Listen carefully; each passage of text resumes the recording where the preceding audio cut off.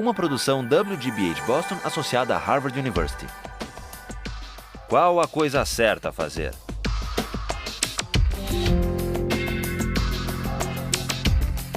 Justice, com Michael Sandel. We ended last time with that remarkable poll. Do you remember? The poll about birth order. What percentage of people in this room raised their hands? Was it to say that they were the firstborn?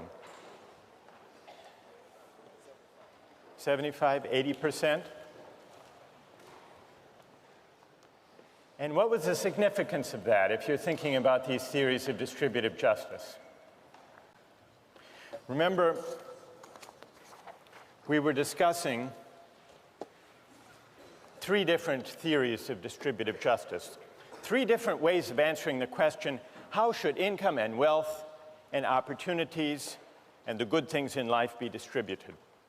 And so far, we've looked at the libertarian answer that says the just system of distribution is a system of free exchange, a free market economy, against a background of formal equality, which simply means that jobs and careers are open to anyone. Rawls says this represents an improvement over aristocratic and caste systems because everyone can compete for every job, careers open to talents. And beyond that, the just distribution is the one that results from free exchange, voluntary transactions. No more, no less. Then Rawls argues, if all you have is formal equality, jobs open to everyone, the result is not going to be fair. It will be biased in favor of those who happen to be born to affluent families, who happen to have the benefit of good educational opportunities. And that accident of birth is not a just basis for distributing life chances. And so many people who notice this unfairness, Rawls argues, are led to embrace a system of fair equality of opportunity. That leads to the meritocratic system. Fair equality of opportunity. But Rawls says, even if you bring everyone to the same starting point in the race, what's going to happen? Who's going to win? The fastest runners. So once you're troubled by basing distributive shares on morally arbitrary contingencies, you should, if you reason it through, be carried all the way to what Rawls calls the democratic conception, a more egalitarian conception of distributive justice that he defines by the difference principle. Now, he doesn't say that the only way to remedy or to compensate for differences in natural talents and abilities is to have a kind of leveling equality, a guaranteed equality of outcome. But he does say there's another way to deal with these contingencies. People may gain, may benefit from their good fortune, but only on terms that work to the advantage of the least well-off. And so we can test how this theory actually works by thinking about some pay differentials that arise in our society. What does the average school teacher make in the United States, do you suppose? Roughly. It's a little more, 42,000. What about David Letterman? How much do you think David Letterman makes? More than a school teacher? $31 million. David Letterman. Is that fair? That David Letterman makes that much more than a school teacher? Well, Rawls's answer would be, it depends whether the basic structure of society is designed in such a way that Letterman's $31 million is subject to taxation so that some of those earnings are taken to work for the advantage of the least well-off. One other example of a pay differential. A justice of the United States Supreme Court. What do they make? It's just under $200,000. Here's Sandra Day O'Connor, for example. There she is. But there's another judge who makes a lot more than Sandra Day O'Connor. Do you know who it is? Judge Judy. How did you know that? You watch? You know, but you've heard. You're right. Judge Judy, you know how much she makes? There she is. $25 million. Now, is that just? Is it fair? Well, the answer is it depends whether this is against a background system in line with the difference principle, where those who come out on top in terms of income and wealth are taxed in a way that benefits the least well-off members of society. Now, we're going to come back to these wage differentials, pay differentials, between a real judge and a TV judge, the one Marcus watches all the time. What I want to do now is return to these theories and to examine the objections to Rawls's more egalitarian theory, the difference principle. There are at least 3 objections to Rawls's difference principle. One of them came up last time in the discussion, and a number of you raised this worry. What about incentives? Isn't there the risk if taxes reach 70, 80, 90% marginal rate that Michael Jordan won't play basketball? That David Letterman won't do late night comedy? Or that CEOs will go into some other line of work? Now, who among those who are defenders of Rawls, who has an answer to this objection about the need for incentives? Yes, go ahead, stand up. Rawls's idea is that there should only be so much difference that it helps the least well-off the most.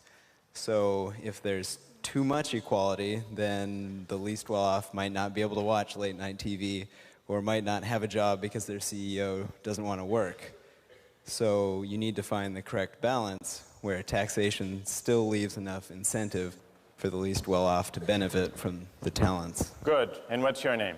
Tim. Tim. All right. So Tim is saying, in effect, that Rawls takes account of incentives and could allow for pay differentials and for some adjustment in the tax rate to take account of incentives. But, Tim points out, the standpoint from which the question of incentives needs to be considered is not the effect on the total size of the economic pie, but instead from the standpoint of the effect of incentives or disincentives on the well-being of those at the bottom. Right? Good, thank you. I think that is what Rawls would say. In fact, if you look in section 17, where he describes the difference principle, he allows for incentives. The naturally advantaged are not to gain merely because they are more gifted, but only to cover the costs of training and education and for using their endowments in ways that help the less fortunate as well. So you can have incentives. You can adjust the tax rate if taking too much from David Letterman or from Michael Jordan or from Bill Gates winds up actually hurting those at the bottom. That's the test. So incentives, that's not a decisive objection against Rawls's difference principle. But there are two weightier, more difficult objections. One of them comes from defenders of a meritocratic conception. The argument that says, what about effort? What about people working hard, having a right to what they earn because they've deserved it, they've worked hard for it? That's the objection from effort and moral desert. Then there's another objection that comes from libertarians, and this objection has to do with reasserting the idea of self-ownership. Doesn't the difference principle, by treating our natural talents and endowments as common assets, doesn't that violate the idea that we own ourselves? Now, let me deal first with the objection that comes from the libertarian direction. Milton Friedman writes in his book, Free to Choose, life is not fair. And it's tempting to believe that government can rectify what nature has spawned. But his answer is, the only way to try to rectify that is to have a leveling equality of outcome, everyone finishing the race at the same point, and that would be a disaster. This is an easy argument to answer, and Rawls addresses it in one of the most powerful passages, I think, of A Theory of Justice. It's in section 17. The natural distribution, and here he's talking about the natural distribution of talents and endowments, is neither just nor unjust. Nor is it unjust that persons are born into society at some particular position. These are simply natural facts. What is just and unjust is the way that institutions deal with these facts. That's his answer to libertarian laissez-faire economists like Milton Friedman who say life is unfair, but get over it. Get over it, and let's see if we can at least maximize the benefits that flow from it. But the more powerful libertarian objection to Rawls is not libertarian from the libertarian economists like Milton Friedman. It's from the argument about self-ownership, developed, as we saw, in Nozick. And from that point of view, yes, it might be a good thing to create Head Start programs and public schools so that everyone can go to a decent school and start the race at the same starting line. That might be good. But if you tax people to create public schools, if you tax people against their will, you coerce them. It's a form of theft. If you take some of Letterman's $31 million, tax it away to support public schools against his will, the state is really doing no better than stealing from him. It's coercion. And the reason is we have to think of ourselves as owning our talents and endowments, because otherwise we're back to just using people and coercing people. That's the libertarian reply. What's Rawls' answer to that objection?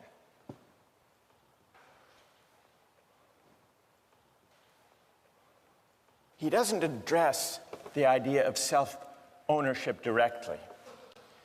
But the effect, the moral weight of his argument for the difference principle is maybe we don't own ourselves in that thoroughgoing sense after all. Now, he says this doesn't mean that the state is an owner in me in the sense that it can simply commandeer my life.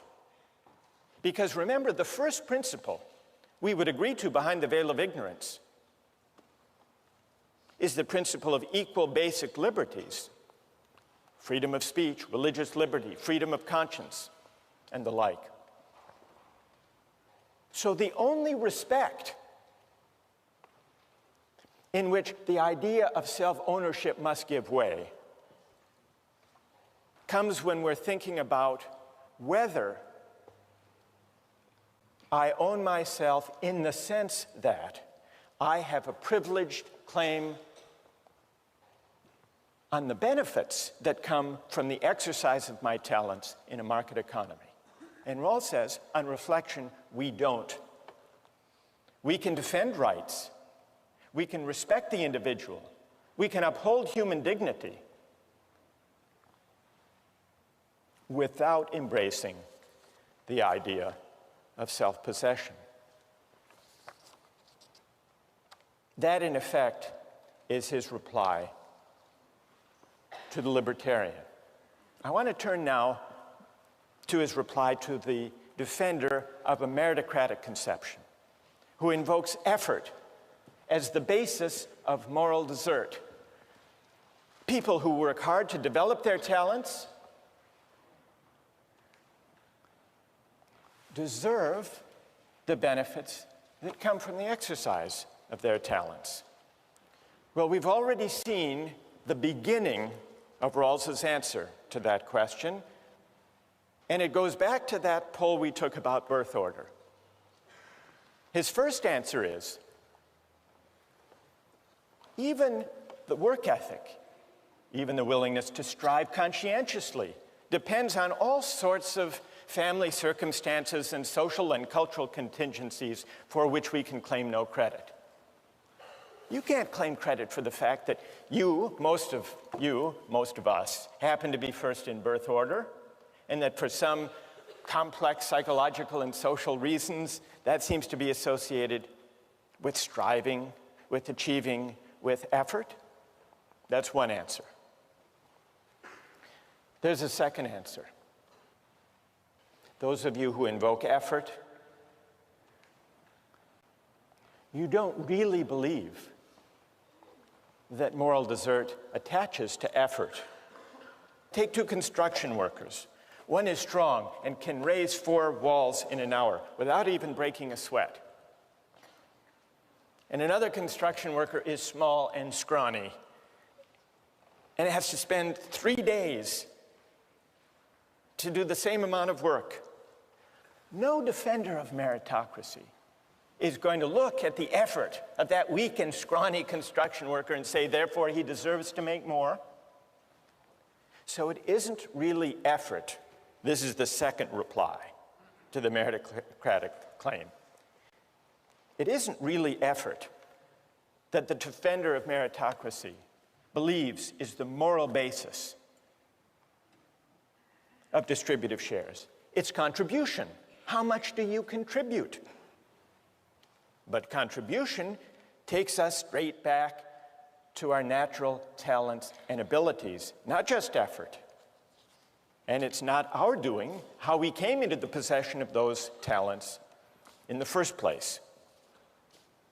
All right, suppose you accepted these arguments, that effort isn't everything, that contribution matters from the standpoint of the meritocratic conception, that effort even isn't our own doing.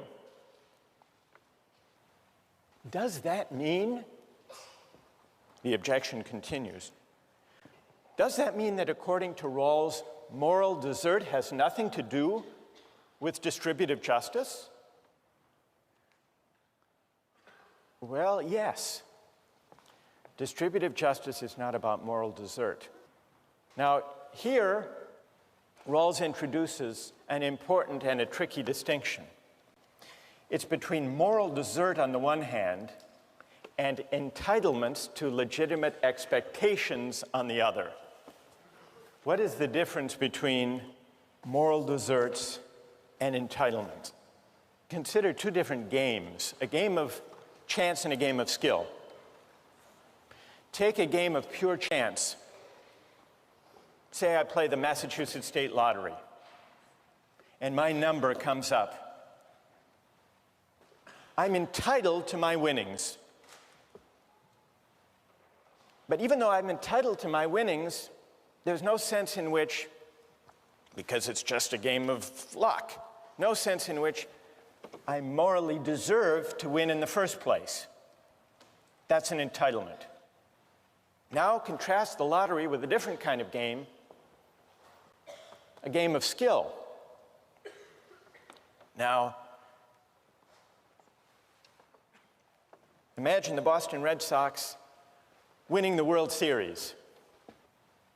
When they win, they're entitled to the trophy, but it can be always asked of a game of skill, did they deserve to win? It's always possible, in principle, to distinguish what someone's entitled to under the rules and whether they deserve to win in the first place. That's an antecedent standard, moral desert. Now, Rawls says distributive justice is not a matter of moral desert, though it is a matter of entitlements to legitimate expectations. Here's where he explains it. A just scheme answers to what men are entitled to. It satisfies their legitimate expectations as founded upon social institutions. But what they are entitled to is not proportional to, nor dependent on, their intrinsic worth. The principles of justice that regulate the basic structure do not mention moral desert, and there is no tendency for distributive shares to correspond to it. Why does Rawls make this distinction? What morally is at stake? One thing morally at stake is the whole question of effort that we've already discussed. But there's a second contingency, a second source of moral arbitrariness that goes beyond the question of whether it's to my credit that I have the talents that enable me to get ahead. And that has to do with the contingency that I live in a society that happens to prize my talents. The fact that David Letterman lives in a society that puts a great premium, puts a great value on a certain type of smirky joke, that's not his doing. He's lucky that he happens to live in such a society. But this is a second contingency. This isn't something that we can claim credit for. Even if I had sole, unproblematic claim to my talents and to my effort, it would still be the case that the benefits I get from exercising those talents depend on factors that are arbitrary from a moral point of view. What my talents will reap in a market economy, what does that depend on? What other people happen to want or like in this society. It depends on the law of supply and demand. That's not my doing. Certainly not the basis for moral desert. What counts as contributing depends on the qualities that this or that society happens to prize. Most of us are fortunate to possess, in large measure, for whatever reason, the qualities that our society happens to prize.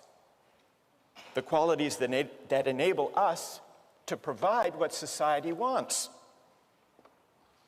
In a capitalist society, it helps to have entrepreneurial drive. In a bureaucratic society, it helps to get on easily and smoothly with superiors.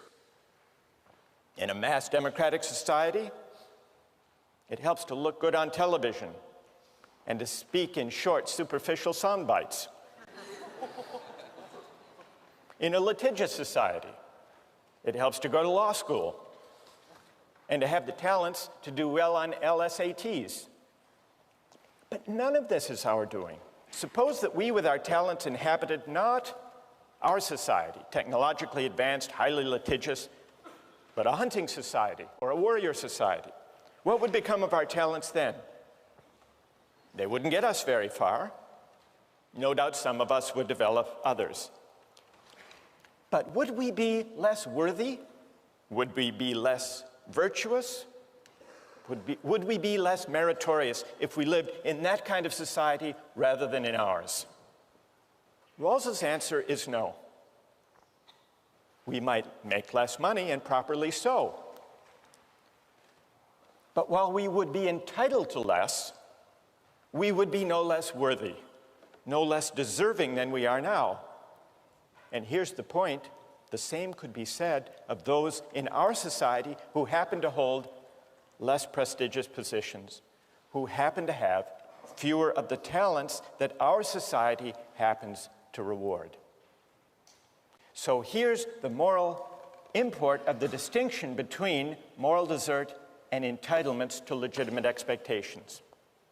We are entitled to the benefits that the rules of the game promise for the exercise of our talents.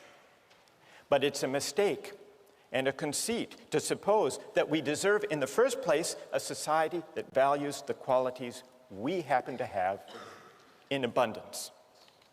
Now, we've been talking here about income and wealth. What about opportunities and honors? What about the distribution of access, of seats in elite colleges and universities? It's true. All of you, most of you firstborn, worked hard, strived, developed your talents to get here. But Rawls asks, in effect, what is the moral status of your claim to the benefits that attach to the opportunities you have? Are seats in colleges and universities a matter, a kind of reward, an honor for those who deserve them because they've worked so hard? Or are those seats, those opportunities and honors, entitlements to legitimate expectations that depend for their justification on those of us who enjoy them doing so in a way that works to the benefit of those at the bottom of society? That's the question that Rawls's difference principle poses. It's a question that can be asked of the earnings of Michael Jordan and David Letterman and Judge Judy, but it's also a question that can be asked of opportunities to go to the top colleges and universities. And that's a debate that comes out when we turn to the question of affirmative action next time.